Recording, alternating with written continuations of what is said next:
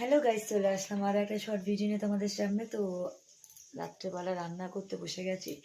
হ্যাঁ, সঞ্জীব নিয়ে এসছে মাটন, তো এখন করব মাটন। তো এখানে পেঁয়াজ, আদা, রসুন সব এক জায়গায় কুচিয়ে নিচ্ছি, আর ওদিকে আলু কেটে ভাজা বসিয়ে দিয়েছি। তো চলো দেখতে থাকো ব্লগটা।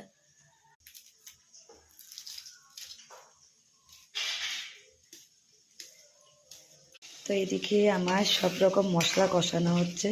সবাইকে আবারও বলছি আমার কড়াইটাকে ইগনোর করো, কারণ কড়াই আমার খুব একটা পরিষ্কার নেই। আর এদিকে আমার মাটন ধোয়া আছে, আর এদিকে আলু ভাজা হয়ে গেছে। তো খুব জলদি করতে হবে, তাড়াতাড়ি করে এখানে কষিয়ে একবারে প্রেশারে দিয়ে দেবো, কারণ অনেকটাই রাত হয়ে গেছে। তো এখানে যা যা মশলা দেওয়ার সব একেবারে দিয়ে নিয়েছি। এবার মাটনটা দিয়ে দেবো। এখানে আমার মাটন ধোয়া আছে, তো চলো মাটনটা দিয়ে দিই, তারপর একটু কষিয়েই প্রেশারে দিয়ে দেবো।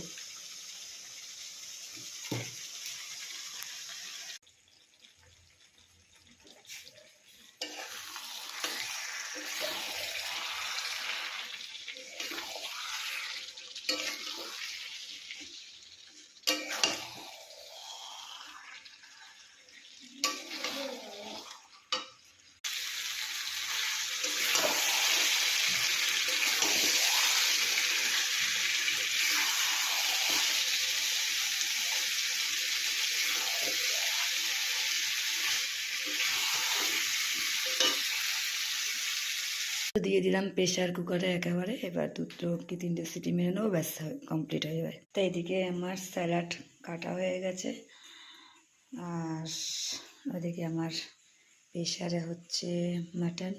তো একটা সিটি তো পড়ে গেছে, এখনও দুটো সিটির অপেক্ষা করব। তো চলো ঝটাঝট রান্নাটা সেরে ফেলি। তো ওদিকে আমার মাংস এখন রেডি।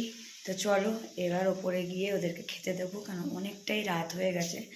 কারণ কালকে জিতের আবার সকাল সকাল কাজ আছে, আমারও আছে।